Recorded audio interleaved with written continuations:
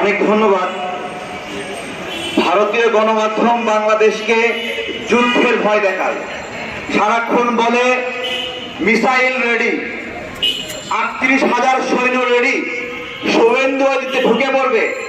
আমি বলি, ভারত স্বতন্ত্রভাবে কখনো যুদ্ধ করার কোনো অভিজ্ঞতা নাই, কিন্তু বাংলাদেশের আছে। বাংলাদেশ যুদ্ধ করেই স্বাধীন হয়েছে। ভারত স্বাধীনতা পেয়েছে টেবিল বৈঠকের মাধ্যমে, আর আমরা স্বাধীনতা পেয়েছি লড়াই করে, জীবন দিয়ে। এই 24 সালেও আমরা স্বৈরাচার হাত থেকে মুক্ত হয়েছি যুদ্ধ করে, লড়াই করে। আমাদেরকে এরা যুদ্ধের ভয় দেখায়। আমি বলি, গলা নামাও, চোখ ছোট করো। যদি চোখ ছোট না করো, গলা না নামাও, গলা নামানোর আমরা ব্যবস্থা করবো। গত কয়েকদিন ধরে ভারতের গণমাধ্যমগুলো মায়ানমার নিয়ে আমাদেরকে হুমকি দিচ্ছে। পরে তারেক ভাই পরে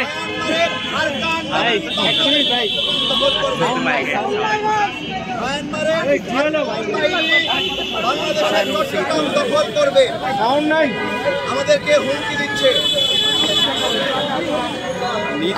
হুমকি দিচ্ছে। চট্টগ্রাম দখল করে দিবে আরকান বাহিনী। আমি বলছি, আরকানের মায়ানমারের ওই বাহিনীর বাংলাদেশের বিরুদ্ধে আগানোর মিনিমাম সাহস নাই। একবার মায়ানমারের সঙ্গে বাংলাদেশের লড়াই হয়েছিল। সেই লড়াই বাংলাদেশের বিজিবি, বাংলাদেশের সেনাবাহিনী মায়ানমার বাহিনীকে এমন দৌড়ানি দিয়েছিল, আর কোনোদিন বাংলাদেশের দিকে তাকানোর সাহস পায় নাই। আরে মায়ানমারের সেনাবাহিনী মাঝে মাঝে বাংলাদেশের কাছে আশ্রয় নেয়। এসে মায়ানমারের যে যখন বিপদে পড়ে বাংলাদেশে এসে আশ্রয় নেয়, আমরা এটা দেই। এটা আসলে ভারতের গণমাধ্যম কেন দুশ্চিন্তা। বিষয়টা আসলে চট্টগ্রাম দখল না, এটা ভারতের কিছু একটা অংশ দখলের একটা আয়োজন চলতেছে। এটা ওরা বুঝতে পারছে। বুঝতে পারা মানে ওই যে টাওয়ারে মুরগি আছে না, টাওয়ারে মুরগি দেখছেন? হ্যাঁ, এই যে খালি মাথা ঘুরায় ঘুরায় এরকম করে ভারতের গণমাধ্যম গুলো এরকম মাথা ঘুরায় ঘুরায় নাচতেছে। হায় হায়, কি হলো? বাংলাদেশ কেন কিছু করে না? বাংলাদেশ মায়ানমারের বিষয়ে কিছুই করবে না। যদি স্বাধীন একটা ভূমি তৈরি হয় ওখানে, আমাদের জন্য আরো ভালো।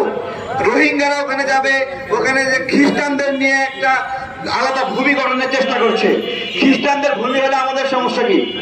সমস্যা আছে? সমস্যা নাই। সমস্যা হলো ইন্ডিয়ার। তাদের কিছু অংশ, ওই অঞ্চলে খ্রিস্টান অধ্যুষিত জনগণ আছে, তাদের এখানে গণভোট আয়োজন করলে ওরা সেই নতুন রাষ্ট্রের দিকে ভোট দিবে। এই আতঙ্কে ভারত আছে। আমরা ভারতের আগ্রাসনের বিরুদ্ধে কয়েকটা প্রশ্ন এবং কথা তথ্য দেওয়া দরকার।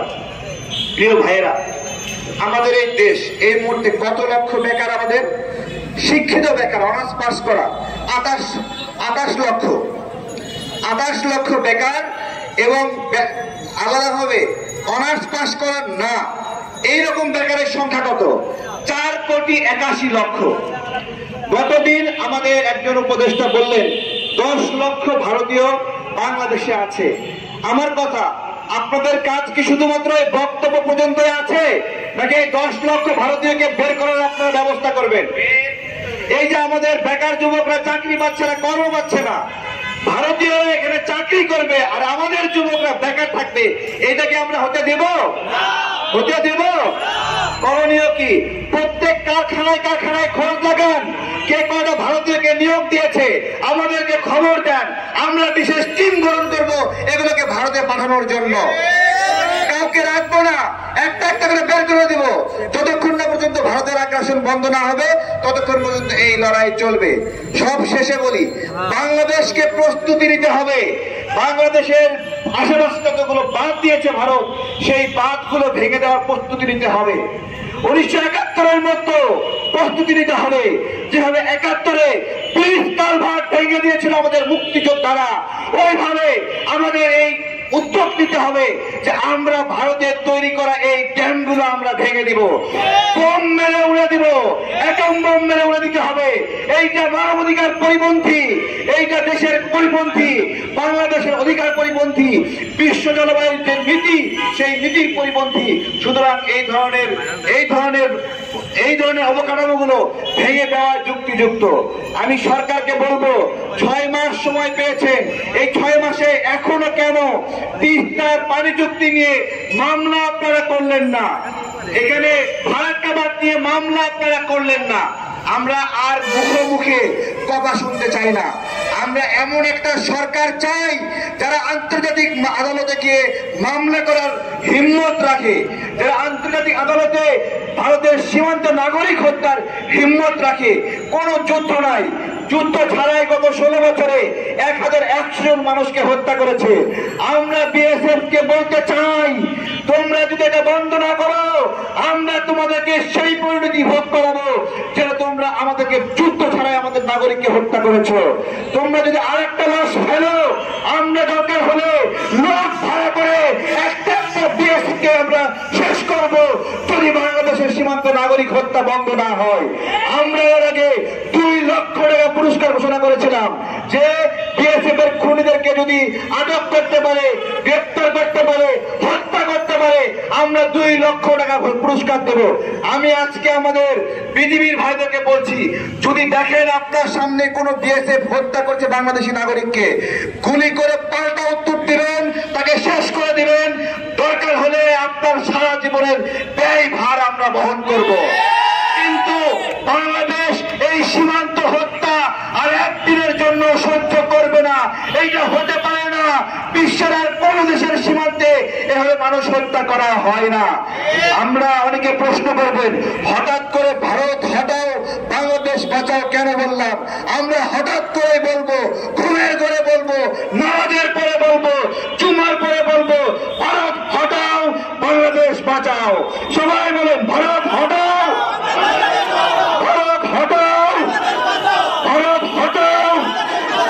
এবং ভারতের দালালি যে সকল রাজনৈতিক কর্মীরা করছে তাদেরকে সাবধান করে দিচ্ছে, আপনাদেরকে ওই পদ থেকে আমরা সরাবই, প্রতিশ্রুতিবদ্ধ হচ্ছি।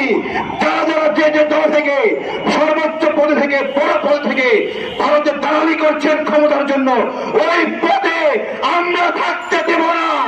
আপনি দল হতে পারেন, আমরা থাকতে দেব না। পাশাপাশি প্রথম আলো, ডেইলি স্টার সহ যে সকল গণমাধ্যম ভারতের দালালি করছেন, আমরা এখনো আপনাদের পত্রিকা বন্ধ চাইনি, কিন্তু এমন কিছু করবেন না। আমাদেরকে বলতে হয় প্রথম আলো বন্ধ করতে হবে, ডেইলি স্টার বন্ধ করতে হবে। আপনারা সংশোধন হন, আমরা সুযোগ দিচ্ছি।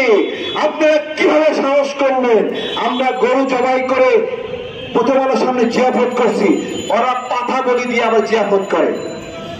সাহস কথা বলো, দেখছেন নি আমার কথা? তার মানে আমাদের গরু জবাই করা সঠিক ছিল। তুই যেহেতু পাঠা বলি দিছস, তাই না?